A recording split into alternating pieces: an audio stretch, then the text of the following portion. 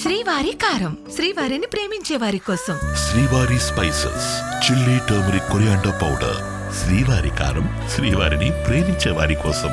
Warasiguda police station లిమిట్లో దారుణం చోటు చేసుకుంది. ఈరోజు మధ్యాహ్నం 1:30 గంటలకు పవిత్ర అనేటువంటి యువతి పైన వరుసకు తనకు బావ అయ్యేటువంటి ఉమాశంకర్ అనేటువంటి యువకుడు అత్యంత దారుణంగా కత్తితో దాడి చేసి తనని హతమార్చాడు. సో ఇటు గాంధీ హాస్పిటల్కి అయితే ఇప్పటికే పవిత్ర మృతదేహాన్ని కూడా తరలించారు పోస్ట్ మార్టం నిమిత్తం. ఇప్పటికే ఉమాశంకర్ కూడా పరారిలో ఉన్నాడు. సో ఇటు పవిత్ర బంధువులు ఉన్నారు, ఒకసారి మాట్లాడదాం. అమ్మ, ఎప్పుడు జరిగిందమ్మా ఇది? గతంలో కూడా ఉమాశంకర్ వేధిస్తున్నట్టుగా చెప్తా ఉన్నారు, మరి వాళ్ళ తల్లిదండ్రులు ఆపలేదు? అని పెళ్లి చేసుకుంది అన్నాడు, మాకు చంపుతాడని తెలీదు. ఆ పాపకి వాళ్ళ మామయ్యకి ఇస్తామని అనుకోని వాళ్ళ మామయ్యకి చేసుకొని నేను చదువుతాను అన్నది. చదువుతుంది కదా అనేసి వాళ్ళ మామయ్యకి వేరే పాపకి చేస్తాము. చదువుతున్న ఇంటర్ సెకండ్ ఇయర్ అవగానే ఆపించేసాడు ఆడని. నువ్వు చదవద్దు, ఇంట్లోనే ఉండంతే, ఇంట్లోనే ఉండిపోయింది. పెళ్లి చేస్తాం, పండుగ వెళ్ళి నాకు పెళ్లి చేస్తాం అనుకున్నాం సార్. ఆడు ఎక్కడికి వెళ్ళనిచ్చాడు కాదు, అవులతో మాట్లాడనిచ్చాడు కాదు. అంతకుముందు మా ఇంటికి అందరింటికి వచ్చి మా పాపలతో అందరితో మంచిగా మాట్లాడేది. నువ్వు ఎవరింటికి వెళ్ళకు, ఎవరితో మాట్లాడకంత అలాగే ఉండిపోయింది సార్. ఎవరింటికి అవులతో మాట్లాడేది కాదు. మొన్న శనివారం నైట్ విజయవాడ గుడికి వెళ్ళారు. వాళ్ళ అమ్మ నాన్న ఈ పాప ఆ పాప గుడికి వెళ్ళారు. నేను వద్దంతే, నువ్వు ఎందుకు వెళ్ళావంటే మా అమ్మ మా నాన్నలతోనే గుడికి వెళ్ళాను, ఎవరితో వెళ్ళాను, నువ్వు ఇప్పుడు నుండే వద్దని తల్లిదండ్రులతో బయటికి వెళ్తే కూడా తల్లిదండ్రులతో కాదు, ఎవరితో వెళ్ళనిచ్చాడు కాదు సార్. ఎక్కడికి వెళ్ళినా అడిగి చెప్పెళ్ళాలా, ఒక గుడికి వెళ్ళినా చెప్పాలా, ఎవరింటికి వెళ్ళినా చెప్పాలా, ఎవరు అక్కడికి వెళ్ళినా చెప్పాలి సార్. అలాగని ఎవరింటికి వెళ్ళేది కాదు, పాపం ఇంట్లోనే ఉండేది. విజయవాడ గుడికి వెళ్తానరా వద్దన్నాడని మా అన్నలు తీసిపోయినారు గుడికి. నేను వద్దంటే నువ్వు వెళ్ళావనేసి పొద్దున్న రాత్రల్లో మా అందరికి ఫోన్లు చేశాడు. మేము వద్దంతే వెళ్ళిందంతే, ఇప్పుడు నువ్వెందుకు ఆపుతావు, వాళ్ళ అమ్మ నాన్నతో గుడికి వెళ్తే నీకేటని మేము తిట్టాం సార్. తిట్టి ఫోన్ కట్ చేసి స్విచ్ ఆఫ్ చేస్తాం. రాత్రి 12-1 గంట వరకు ఫోన్ చేశాడు మాకు. చేస్తే నేను తిట్టి పెట్టేసిన సార్. ఆ పొద్దున్న లేచి వీళ్ళు ఆదివారం నైట్ వచ్చారు.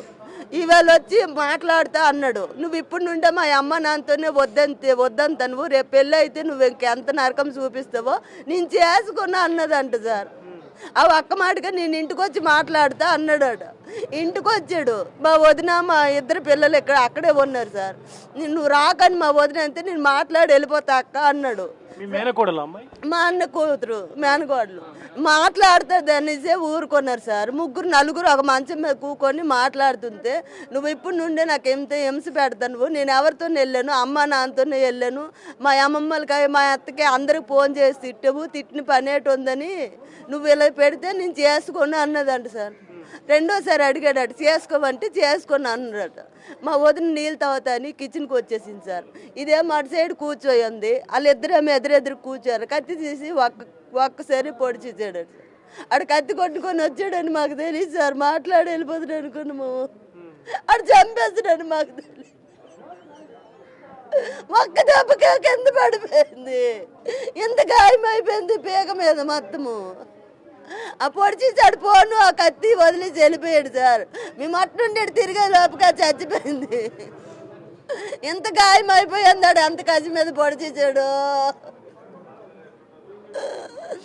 అడికి అమ్మ నాయన లేరని మేము చూసుకున్నాం సార్.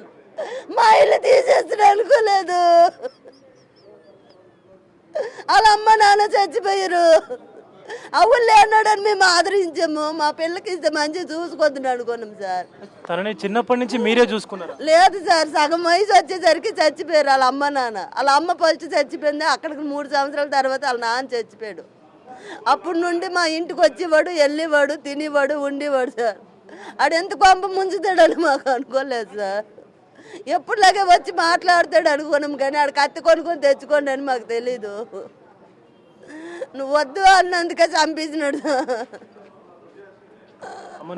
నువ్వు అక్కడే ఉన్నావు అప్పుడు? అంటే నాన్న వాళ్ళని పిలవడానికి ప్రయత్నించావు? నాన్న లేరు సార్, వాళ్ళ నాన్న పనికి వెళ్ళిపోయాడు. పక్కన అయ్యప్ప పూజ అవుతుందని వాళ్ళ అమ్మ పూజ కాడికి వెళ్ళి నించుంది. ఈడు రాగానే ఈడు అంబడే వచ్చేసింది సార్. నువ్వు ఇంటికి రాగానే నేను మాట్లాడే వెళ్ళిపోతా అన్నాడు. మాట్లాడి వెళ్ళిపోతాడు అనుకున్నాం, కానీ పొడిచేతాడు అనుకోలేదు సార్. గతంలో కూడా నేను నన్ను చేసుకోకపోతే ఇలా చేస్తానని బెదిరించాడు. కానీ ఆ పాప ఎవరికి చెప్పింది కాదు. ఆడంత ప్రాణం సార్. మా అందరితో మాట్లాడి మానేసింది ఆడు వద్దంతే. మేమందరం చెప్పాం ఆడు మంచాడు కాదని. వెళ్ళలేదు సార్ మా మాట. చేసుకుంది అన్నది, పోనీ చేసుకుంది ఆడు బాగుపడతాడు, ఇది బాగుపడుతుంది అనుకున్నాం. మాకెలా చేస్తాడు అనుకోలేదు. గతంలో కూడా ఆయన తాగడం ఇలాంటివి చేసి తిరగడం. ఇంతకు ముందు ఇంటి మీదకి వచ్చాడు సార్. అప్పుడు మా అన్నయ్య వద్ద నా పాప కొట్టాడు, మేమందరం అడ్డుపడ్డాము. బయటోడు ఎవడు కాదు, మన అక్క కొడుకే కదా, ఏటైందని అనుకోలేము. కానీ ఆడెలా చేస్తాడని మాకు తెలియదు అయ్యా. అత్యంత దారుణంగా ఉందని చెప్పాలి ఈ పరిస్థితి. సొంత అంటే వరుసకు బావ అయ్యేటువంటి ఆ వ్యక్తి పెళ్లి చేసుకోను అన్నటువంటి ఒకే ఒక్క కారణంతో తన క్యారెక్టర్ బాగాలేదు, సొంత తల్లిదండ్రులతో గుడికి వెళ్తేనే వద్దు అన్నటువంటి వాడిని నేను ఎలా పెళ్లి చేసుకుంటాను, నువ్వు నాకు వద్దు అనేటువంటి ఒక మాట అనడంతో తన వెంట తెచ్చుకున్నటువంటి కత్తితో అత్యంత దారుణంగా పవిత్ర మెడపైన దాడి చేసి దారుణంగా హత్య చేసినటువంటి ఉమాశంకర్ని ఖచ్చితంగా కఠినంగా శిక్షించాలంటూ కూడా పవిత్ర బంధువులు అయితే కోరుతా ఉన్నారు. అయితే గతంలో కూడా అనేక మార్లు వేధించినప్పటికీ కూడా పవిత్ర ఎవరితో చెప్పుకునేది కాదు, అతనంటే చాలా ఇష్టం ఉండేదంటూ కూడా బంధువులు మాట్లాడుతూ ఉన్నారు. వీడియో జర్నలిస్ట్ గౌస్తో Vijay big TV, Gandhi hospital నుండి.